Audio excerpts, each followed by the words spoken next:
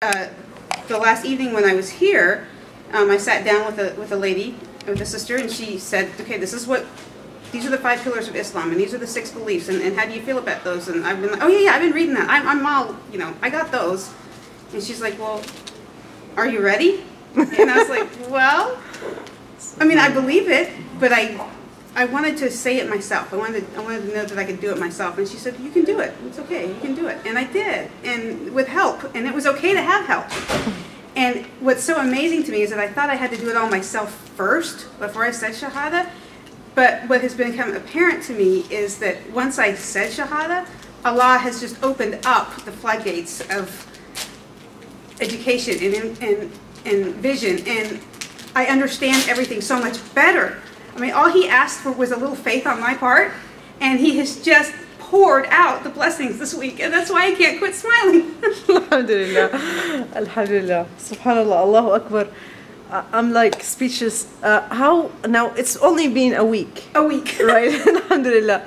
And how do you see your life now comparing to the old life? Because religion has been part of the issues between my husband and myself.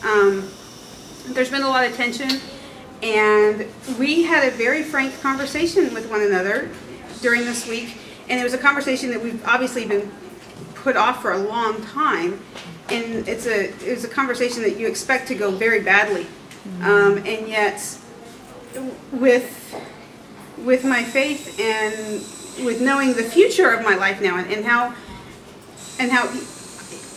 I don't have to worry about things. I just say I put it in Allah's hands, and that's my part. Does your husband know about it now? He knows that I'm very interested. He knows that I'm studying. He was not happy at all the very first time that I told him. But I keep bringing it up, and over the last week he's gotten more accepting. Okay. So it's good. But we've decided that we're probably going to end up being separated. But that's, what? I can't have imagined before this week saying that and being okay with it.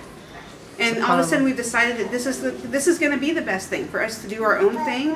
And not that I'm happy about it, but our marriage was not a failure. Mm-hmm.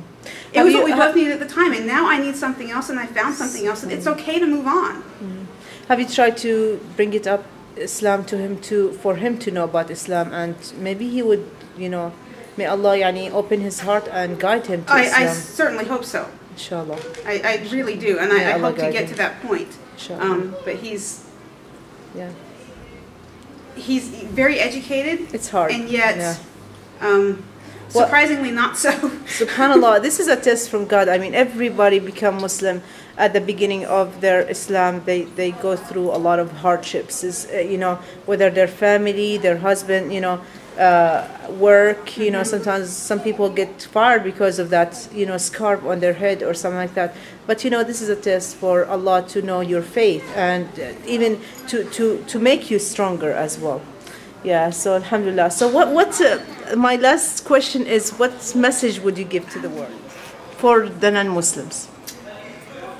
That they have even people who think that they're educated have no real understanding of Islam.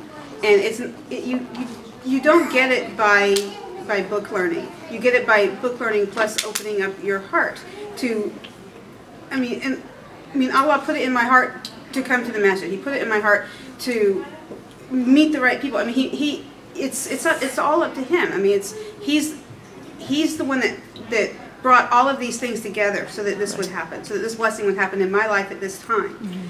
And just to be open to that, to recognize, to recognize his hand in all things, and to recognize the signs, and to, we're just humans. We don't control things. Mm. It's best if we just let ourselves be open and let him guide us.